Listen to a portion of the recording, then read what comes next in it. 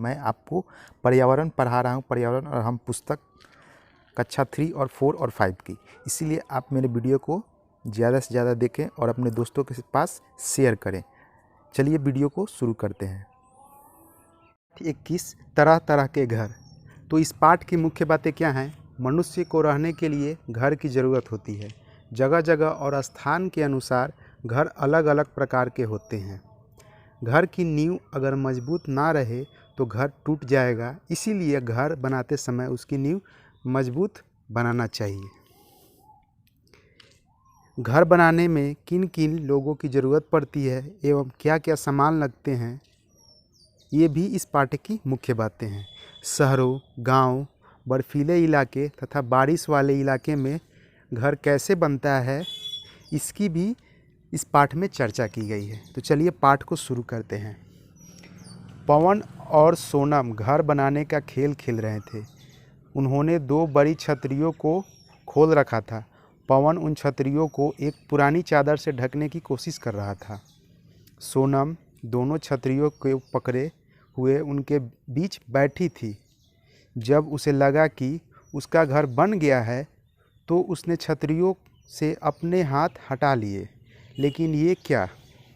अचानक सब कुछ हिला और ढेर हो गया। छतरियों और चादर दोनों सोनम के ऊपर गिर पड़े, जैसे आप फिगर में देख रहे हैं। अगर सोनम अभी छतरी पकड़ी हुई है, चादर जब रखा गया तो बाद में वो हाथ छोड़ देती है तो छतरी गिर जाता है और चादर से उसका देह टूट जाता है। तो यही इस बातें कही गई है पैराग्राफ में। आगे पढ़ते हैं। पवन ने पूछा, सोनम तुम्हें चोट तो नहीं लगी? सोनम ने कहा, नहीं, लेकिन पवन, हमें इससे मजबूत घर की ज़रूरत है। तुम सही कह रही हो सोनम, पवन ने कहा। इतना बड़ा घर जिसमें हम दोनों आराम से बैठ सके और जो ना गिरे। तभी दादाजी आकर उसके पास बैठ गए और बोले, लोग तरह तरह के घर बनाते हैं, उनका घर मजबूत रहे इसका भी वे पूरा ध्यान रखते हैं।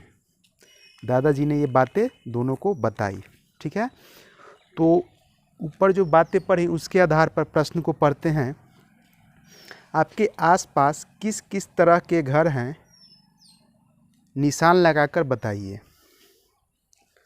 तो मिट्टी और पत्थर के बने घर, हाँ, कुछ कुछ मिट्टी और पत्थर के पुराने घर हैं। ईंट और सीमेंट के बनी कच्ची छत वाले घर, हाँ, ईंट और सीमेंट के बनी कच्ची छत वाले भी घर हैं। ईंट और सीमेंट के बनी पक्की छत वाले घर, हाँ, ये नए जितने भी घर बन रहे हैं वो ईंट और सीमेंट के पक्की छत वाले घर बन रहे हैं।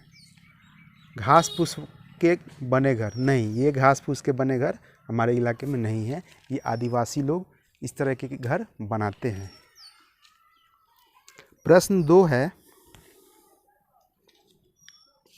इन घरों को बनाने के लिए कौन कौन सी सामग्री की ज़रूरत पड़ती है? यहाँ फिगर आप देख रहे हैं, इसमें देख सकते हैं आप सामग्री, कौन कौन सी सामग्री की ज़रूरत पड़ेगी। मैं आप लोगों को बता देता हूँ। इन घरों को बनाने के लिए ईंट, सीमेंट, बालू, कंक्रीट यानी कि गिट्टी जिसे बोलते हैं, पत्थर के छोटे टुकड़े, लोहे तथा स्टील के रॉड की ज़रूरत पड़ती है एवं दरवाजे और खिड़की के लिए प्लाईवुड या लकड़ी की ज़रूरत पड़ती है। आमतौर पर लोग स्टील की जगह लोहे के रॉड का ही उपयोग करते हैं। तो ये इस प्रश्न का उत्तर था। आप पिक्चर में भी देख सकते हैं दोस्तों। ठीक है, प्रश्न 3 का पहला है, घर बनाने में किन किन लोगों की मदद की ज़रूरत होती है? तो घर बनाने में राजमिस्त्री एवं मजदूर की ज़रूरत पड़ती है। दरवाजे और खिड़की के लिए बढ़ई मिस्त्री की ज़रूरत पड़ती है। 3 का 2 है, घर बनाने में कौन कौन से औजार काम आते हैं? तो घर बनाने में राजमिस्त्री के औजार कौन कौन हैं? तो कुदाल, लेवल पाइप, छेनी, हथौड़ी, बसुली, साहुल सूता, करनी, grinding machine, welding machine, hexa blade, इंची टेप, आरी इत्यादि। और बढ़ई मिस्त्री के औजार तो हथौड़ा, आरी, रंदा, steel rule, protractor, wing compass, क्लिपर्ड, पेंसिल और वाटर लेवल पाइप। तो ये थे प्रश्न तीसरा के दोनों, प्रश्न 2 तीसरा के दूसरा का उत्तर थे। इसमें मैंने मिस्त्री का भी बता दिया और बढ़ई मिस्त्री का भी बता दिया। ठीक है। प्रश्न 4 है, घर को मजबूत बनाने के लिए क्या क्या किया जाता है। तो घर को मजबूत बनाने के लिए मिट्टी को खोदकर पिलर गाड़ा जाता है। पिलर की मजबूती के लिए अच्छी क्वालिटी के रॉड, सीमेंट, क्वाइल, कंक्रीट और बालू का प्रयोग किया जाता है। घर को मजबूती के लिए कुर्सी देना, लिंटर देना, फिर छत देना भी आवश्यक होता है। छत ढालने के समय वाटरप्रूफिंग केमिकल का प्रयोग भी किया जाता है ताकि लीकेज ना हो। प्रश्न 5 से पहले आगे पढ़ते हैं। सोनम दादाजी से बोली, क्या आपके समय भी अभी की तरह के घर होते थे। दादाजी ने बताया, हमारे समय में आज की तरह पक्के घर कम देखने को मिलते थे। बहुमंजिला इमारतें तो होती ही नहीं थी। हमारे समय में मिट्टी और खपरौल के घर होते थे। तो ये बहुमंजिला इमारतें का पिक्चर है, लेकिन दादाजी के समय मिट्टी और खपरौल के घर होते थे। आगे है, पवन बोला, अरे हाँ, मैं जब गर्मी की छुट्टियों में चाची जी के पास पटना गया था तो बहुत सारी बहुमंजिला इमारतें देखी। दादाजी ने बताया कि ऐसी बहुमंजिला इमारतें जिनमें लोग रहते हैं उन्हें अपार्टमेंट कहा जाता है। ऐसी बहुमंजिला इमारतें के अंदर 2-3 कमरों की कई छोटे छोटे घर होते हैं, फ्लैट कहा जाता है। तभी पवन बोला, चाचा जी चौथे तल्ले के फ्लैट में रहते हैं। यह घर मुझे ज़रा भी पसंद नहीं आता। छत पर जाना मुश्किल और खेलने को भी कोई जगह नहीं। तो मैं आपको बता दें तो बच्चों कि शहरों में बहुमंजिला इमारतों के ऊपर छत को नहीं बनाया जाता है, उसे लॉक कर दिया जाता है, ताकि क्योंकि बच्चे गलती से भी अगर उस पर चले जाएं और उस छत पर से गिर जाएं तो हादसा हो जाएगा और ज़्यादा ऊंचाई से गिरने पर कोई बचता नहीं है, इसीलिए ठीक छत पे नहीं जाया जाता है। आगे पढ़ते हैं। सोनम बोली, शहरों को इस प्रकार की बहुमंजिला इमारतें बनाने की आवश्यकता क्यों पड़ती है। आप भी सोचिए और लिखिए। तो शहरों में इस प्रकार की बहुमंजिला इमारतें बनाने की आवश्यकता इसीलिए पड़ती है क्योंकि अत्यधिक जनसंख्या होती है और लोगों को रहने के लिए बहुत कम जगह होती है, इसीलिए बहुमंजिला इमारतें बनाने की आवश्यकता होती है। दादाजी ने बताया कि विभिन्न जगहों पर बनाए जाने वाले घर वहाँ के मौसम और वहाँ उपलब्ध सामग्री के अनुरूप होते हैं। उन्होंने एक किताब में जगह जगह मिलने वाले घरों के चित्र दिखाए। सोनम ने पूछा, दादाजी ऐसा घर कहाँ कहाँ मिलते हैं।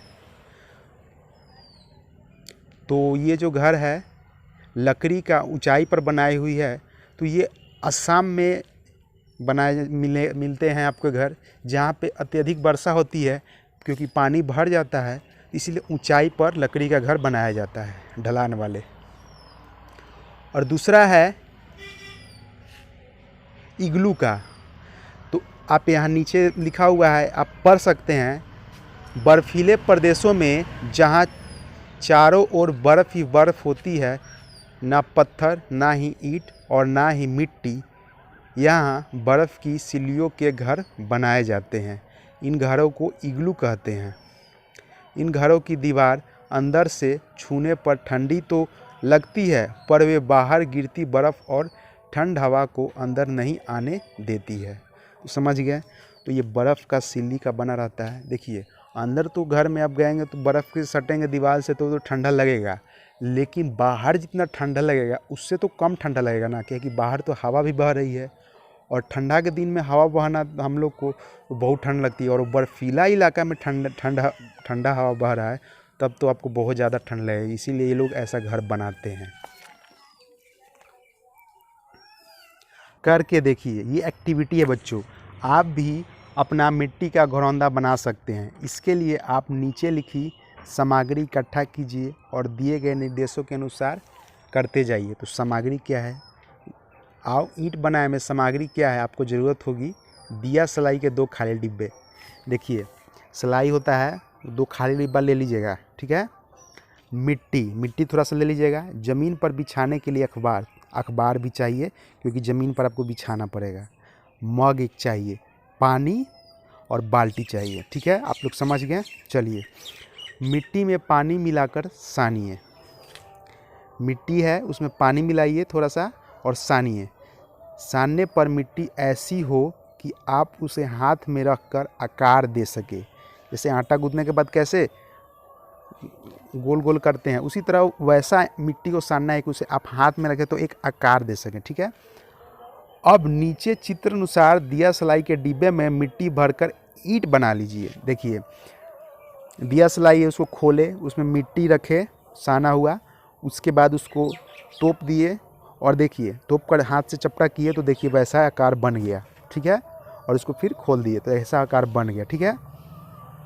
तो वही कह रहा है कि ऐसा आकार बना लेना है आपको, ठीक है। ऐसे कम से कम 10-15 ईंट बना लीजिए। अब इन ईंटों को धूप में सूखने दीजिए। 10-15 बनाकर इसे धूप में सूखने देना है। चलिए प्रश्न 7 है, आप किसी ईंट के भट्ठे पर जाइए और पता लगाइए। ठीक है, ईंट के भट्ठे पर आप चले जाइएगा खुद से भी एक्सपीरियंस लेने के लिए अगल बगल के। वैसे मैं बता देता हूँ। हाँ, प्रश्न 1 है, ईंट बनाने के लिए किस तरह की मिट्टी की ज़रूरत होती है। तो ईंट बनाने के लिए पीली मिट्टी और काली मिट्टी की ज़रूरत होती है, ठीक है। जहाँ नदी के किनारे वाली मिट्टी भी और ज़्यादा अच्छी होती है, उससे क्या होता है कि मिट्टी पकने पर लाल हो जाती है और ज़्यादा मजबूत होती है, ठीक है। प्रश्न 2 है, लोग ईंट कैसे बनाते हैं। तो ईंट 2 तरीके से बनते हैं। एक तो मिट्टी को हम लोग क्या करते हैं, इकट्ठा करके उसे गोद लेते हैं, पैर से गोद लेते हैं।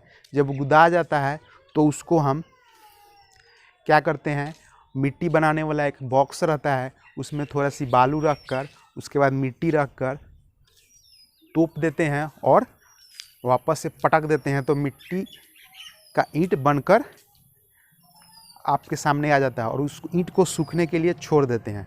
और जब सूख जाता है तो फिर उस ईंट को कलेक्ट करके जाकर चिमनी में रख देते हैं और उसे पका दिया जाता है।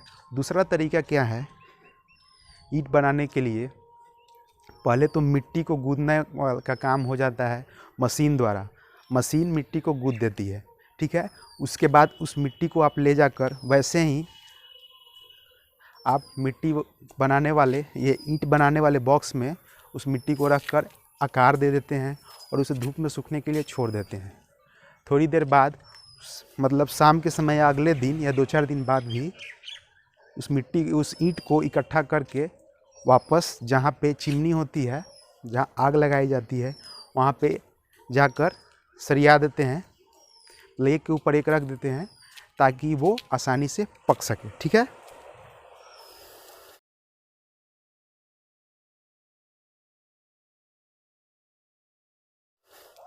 ईंट को मजबूत बनाने के लिए क्या क्या करते हैं। तो ईंट को मजबूत बनाने के लिए मिट्टी को अच्छी तरीके से सना होना चाहिए और उसे बराबर क्या करें, बराबर अच्छी तरीके से पका होना चाहिए, ठीक है। आओ दीवार बनाए। तो ये एक्टिविटी है, चलिए इसे पढ़ते हैं। अपनी और अपने दोस्तों द्वारा बनाई गई सभी ईंटें इकट्ठा कीजिए। यहाँ पे आपने ईंट बनाई थी, इसे इकट्ठा कीजिए, ठीक है। उन्हें जोड़ जोड़ कर एक दीवार बनाइए। आप किस तरह ईंट जोड़ने से दीवार ज़्यादा मजबूत होगी, ठीक है। देखिए पहला फिगर में क्या है, एक के ऊपर आप 3 ईंट रख दिए, उसके बगल में फिर एक के ऊपर एक 3 रख दिए, फिर बगल में एक 3 रख दिए। तो ये मजबूत रहेगा या फिर दूसरा वाला एक बार में नीचे रखें ईंट, ठीक है, उसके बाद दूसरा को चौड़ा करके रख दिए, ठीक है। बीच बीच में से सेंटर में फिगर में देख सकते हैं। उसका तीसरा पहला वाला जैसा था वैसा रख दिए, यानी कि कोई भी एक लेन में नहीं मिल रहा है, पहला वाला ऊपर से नीचे तक लेन में मिल रहा है। तो पहला वाला फिगर में अगर किसी भी एक कॉर्नर से अगर धक्का मारते हैं तो ये दीवार गिर जाएगी, लेकिन दूसरा वाले में थोड़ा मजबूती से धक्का देना पड़ेगा तब जाके दीवार गिरेगी। ठीक है, तो दूसरा फिगर जो दिया हुआ है ये वाला दाहिने साइड वाला, वैसा आपको बनाना होगा। ठीक है, प्रश्न 8 है, किसी मिस्त्री के पास जाकर पता कीजिए कि जब वो दीवार बनाते हैं तो उसकी मजबूती के लिए वह क्या क्या करता है। आप भी पता कीजिएगा। वैसे मैंने मिस्त्री से जाकर पता किया तो दीवार बनाता है तो उसकी मजबूती के लिए उसका रेशियो होता है कि एक कढ़ाई सीमेंट लेंगे तो उसमें 4 कढ़ाई बालू ले सकते हैं। एक कढ़ाई सीमेंट में 4 कढ़ाई बालू ले सकते हैं। उसके बाद उसे मिक्स कर कर मसाला को तैयार कर सकते हैं। ठीक है, और उसमें बड़ा उचित मात्रा में ही पानी डाला जाता है ताकि मसाला अच्छी तरीके से मिल जाए। उसके बाद ईंट को पहले भिगो कर रखते हैं ताकि उसमें मसाला चिपक सके। ठीक है, उसके बाद क्या करते हैं, नीचे फर्श पे मसाला लगाकर ईंट रखते हैं। उसके बाद उसे साहुल सूता से मिलाकर, मतलब कि आगे पीछे ना घस के, ईंट को बनाते हैं। ठीक है, आपने भी देखा होगा मिस्त्री को करते हुए। इस बार आप क्या कीजिएगा, गौर से देखिएगा, कहीं पे बनते हुए देखिएगा तो। ठीक है, मैं ज़्यादा समझा नहीं पाऊँगा। ठीक है, आप घरौंदा बनाइए। अगला है, आप घरौंदा बनाइए। ऊपर आपने एक दीवार बनाई है, इसी तरह अपने घरौंदे की अन्य दीवारें भी बनाइए। घरौंदे में खिड़की दरवाज़ा रखना मत भूलिएगा। आप अपने घर की छत बनाने की कोई तरकीब ढूंढिए। घरौंदा बनाना है, जैसे आप यहाँ पे समुद्र के किनारे या नदी के किनारे जाके बालू का घर बनाते हैं ना, उसी तरीके से आप ईंट पहले बनाकर एक घरौंदा बनाइएगा। खिड़की दीवार भी छोड़ना है। ठीक है, और छत का प्रैक्टिस करना है। छत का तो प्रैक्टिस बाद में, पहले ये आप काम कीजिएगा। जैसे यहाँ पे बना हुआ है, आप फिगर देख सकते हैं, इसकी मदद ले सकते हैं। देखिए यहाँ पे खिड़की का कैसे छोड़ा हुआ है और दरवाज़ा का कैसे छोड़ा हुआ है। ऐसे ही आप घरौंदा अपना खुद से बनाइएगा। ठीक है, और छत के लिए आपका इलाका कैसा है, अगर अत्यधिक यहाँ बर्फ़ गिरती है तो वहाँ पे उसे स्लोप बनाइएगा। ठीक है, ये पहले वाले फिगर की तरह। अगर नहीं तो नॉर्मल बनाइएगा। यहाँ पे आप बच्चों, मैं आपको देख लीजिए, ये मिस्त्री के, राजमिस्त्री के औजार हैं। यहाँ आप देख सकते हैं, ये लेवल पाइप है, करनी है, साहुल सूता है, ये सब आप देख सकते हैं। ठीक है, आई होप आपको ये वीडियो अच्छी लगी। अगर आपको ये वीडियो अच्छी लगी तो इस वीडियो को लाइक करें, ज़्यादा से ज़्यादा शेयर करें और अपने बाकी दोस्तों के पास भी इसे भेजिए ताकि वो भी इस ज्ञान को ले सकें। मिलते हैं अगले वीडियो में। धन्यवाद दोस्तों।